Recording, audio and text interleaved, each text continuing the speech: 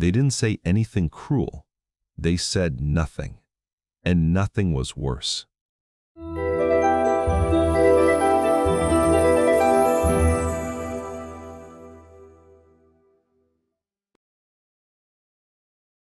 didn't say anything cruel.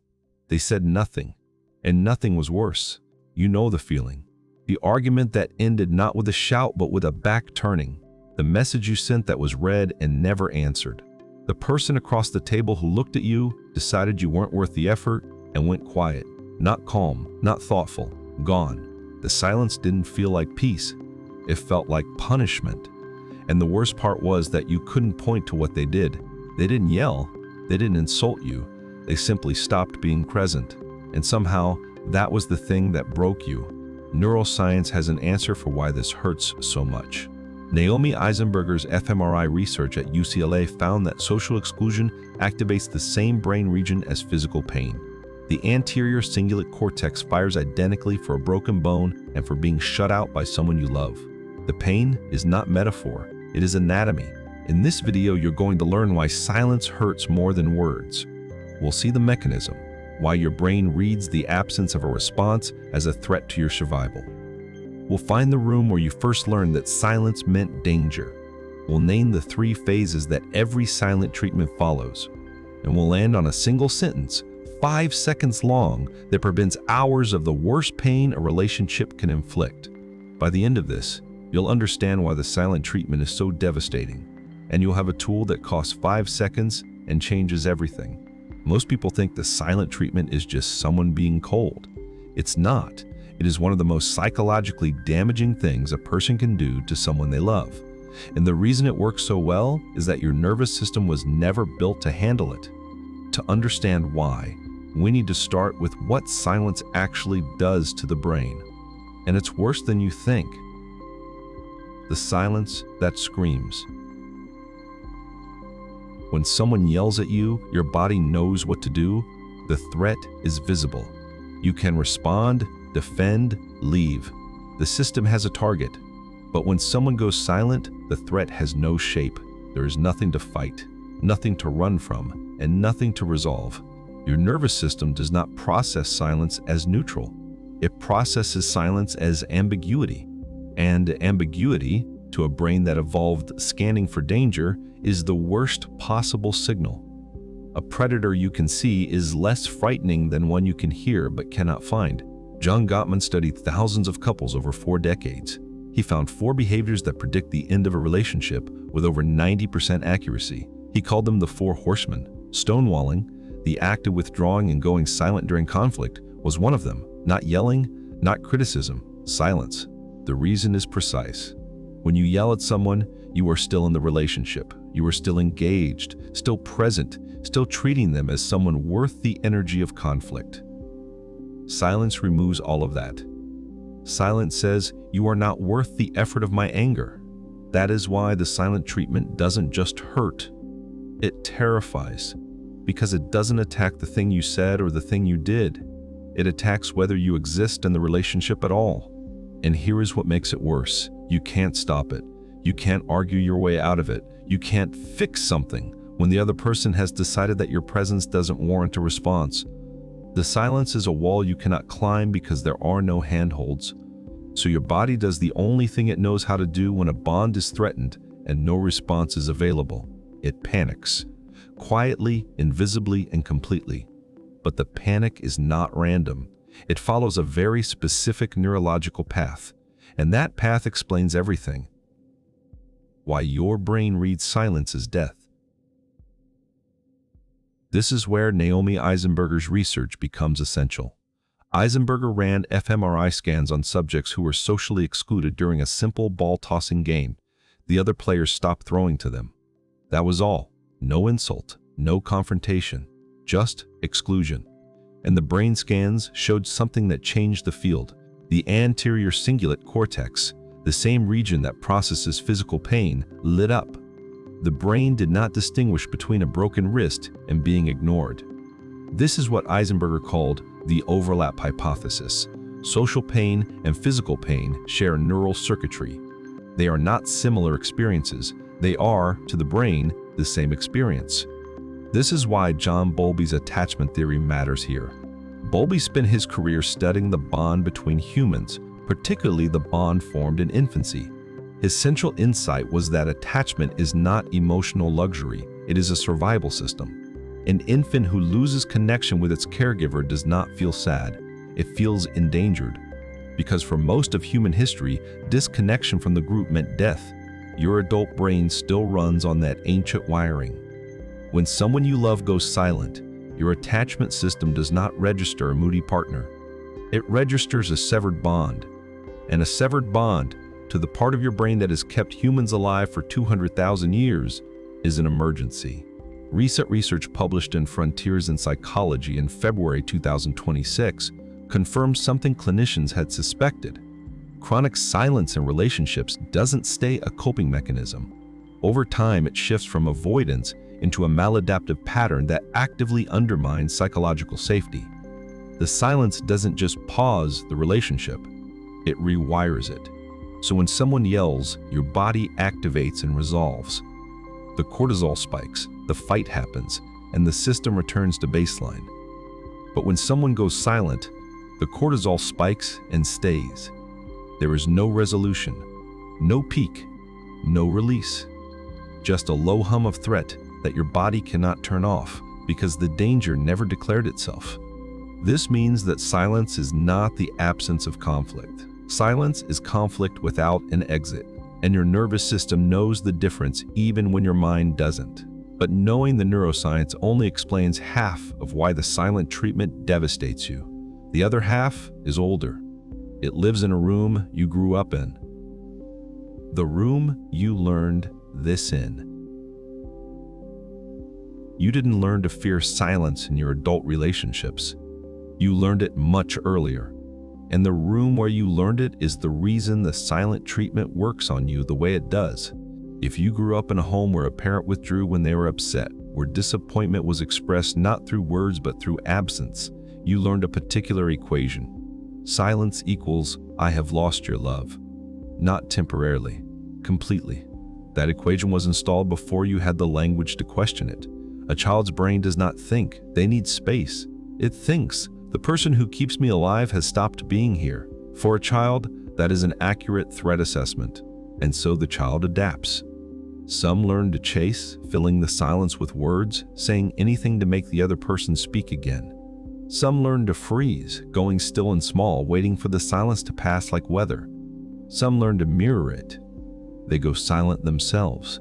Whichever you became, the pattern followed you, into your friendships, into your partnerships, into every relationship where someone you trusted went quiet and your body responded as if you were 7 years old again. The cruelty of the silent treatment is that it doesn't need to be intentional to be devastating. The person going silent may genuinely believe they are being mature. They may not know that their quiet is landing on someone whose childhood taught them that silence is the sound of love leaving. And here is the part no one says out loud. If you are the one who goes silent, you may have learned it in the same room. You watched a parent use silence as control and absorbed it as the only way to manage pain. The weapon and the wound come from the same place. Now that you know where the pattern comes from, you can see its shape. The silent treatment doesn't happen all at once. It unfolds in 3 predictable phases. And once you can name them, you can see the exit. The 3 phases. Every silent treatment follows the same 3 phases. Once you see them, you will recognize them in every silence you've ever endured, and in every silence you've ever inflicted. Phase 1, the withdrawal. The moment the person stops responding. Sometimes it is a shorter reply, a turned shoulder, a gaze that moves to the phone. The voice doesn't rise, it disappears. You feel it before you can name it. Something has closed. Phase 2, the void. The sustained silence, hours, sometimes days, your messages go unanswered. The apartment is quiet in the wrong way. You start scanning for clues. Your mind runs every recent conversation backward, searching for the moment you caused this. The void is where your nervous system lives in cortisol. The void is where most people break. Phase 3, the return. The person comes back, sometimes with a casual comment as if nothing happened. Rarely with an acknowledgement that the silence occurred at all. Here is what makes phase 3 the most damaging. You are so relieved the silence is over. You accept the terms. You don't address what happened. You just breathe. The three phases create a loop: withdrawal, void, return without repair. Each time the loop completes, the relationship loses something. Not trust exactly, something beneath trust. The belief that you are safe enough to be honest, that you can say the wrong thing and still be spoken to. Gottman's research confirmed this. Couples who stonewall do not resolve conflict. They accumulate it. The silence doesn't prevent the fight. It stores it. And what is stored eventually becomes the thing the relationship cannot survive. So the question sharpens. If the loop is predictable and the damage is cumulative, what do you actually do when you're inside it? Or when you're the one creating it? How to survive the silence. If you are receiving the silent treatment, here is the first thing to know. You cannot fix it by chasing. The urge to send another message, to knock on the door one more time, that urge is your childhood pattern running. It feels like care. It is panic. Instead, name what is happening. Out loud if you can. This is the silent treatment. This hurts because my brain is wired to read it as danger. Naming does not stop the pain, but it separates you from the panic. That separation is everything. If you are the one who goes silent, here is what you need to hear. You are not keeping the peace. You are making war on someone's nervous system. Every hour of silence, their brain runs the same loop. What did I do? Are they leaving? Am I safe? The practice is one sentence. 5 seconds. I need 30 minutes. I'm not leaving. It names the need for space. It sets a boundary, and it severs the silence from the abandonment. That third part is what matters. Here is when to use it. The moment you feel yourself wanting to shut down, not after you've been silent for an hour. The moment the impulse arrives, that is the window. Once silence starts, the other person's nervous system is already activated. And when the 30 minutes are over, come back. Say what you need to say, even if it's clumsy. A rough sentence spoken out loud is infinitely less damaging than a polished silence. The words don't need to be perfect. They need to exist. If you live with someone who uses the silent treatment regularly and will not change, that is a different conversation. That is a conversation about safety. Chronic stonewalling is not a quirk. You are allowed to name it as what it is. But for most of you, the silent treatment lives in a middle place. It shows up when the stakes are highest, and it can be interrupted, not by fixing the other person, by learning one sentence and using it before silence starts. What words were always for? Here's the refrain that changes everything. Silence is not strength. Silence is not maturity. Silence, when used against someone who loves you, is the loudest thing you can do, and you have always known this. So here's the permission this video offers. You are allowed to say, "Your silence hurts me." You are allowed to name it without being told you're dramatic. The pain is not in your head. It is in your anterior cingulate cortex. It is real. It has always been real. And if you are the one who goes silent, here is your permission too. You are allowed to need space. The silence is not the sin. The sin is letting someone you love sit in the panic without telling them you're coming back. The sentence costs 5 seconds. I need 30 minutes. I'm not leaving. It tells the other person's nervous system that the bond is intact, that they are not being erased, that this pause has an end. Bowlby wrote that the first question every human asks in every relationship is this: are you there for me? The silent treatment answers that question with the worst possible word: no. 5 seconds changes the answer to not yet, and not yet is enough. You will forget this. The next time someone you love does something that makes you want to shut down, the silence will feel like the safest option. That is the trick. The silence feels like protection, but it protects you from honesty, and it costs the other person everything. So the rule is simple. If you need space, name it. If you need time, say how much. If you need to walk away, say you're coming back. These are small sentences. They are only difficult to remember in the moment when your body is telling you to go quiet. Harriet Lerner wrote this: the most important thing a person can do for another person in conflict is stay in the conversation, not win it. Stay in it. 5 seconds keeps you in it. Say the sentence. Say it badly. Say it while you're angry. Say it while you don't mean it yet. I need 30 minutes. I'm not leaving. That is what words were always for, not to win the argument, to let the other person know they still exist to you. That has always been enough. If this landed, stay.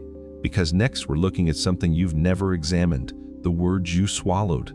And what happens to a relationship when the thing that needed to be spoken lives in you forever unsaid?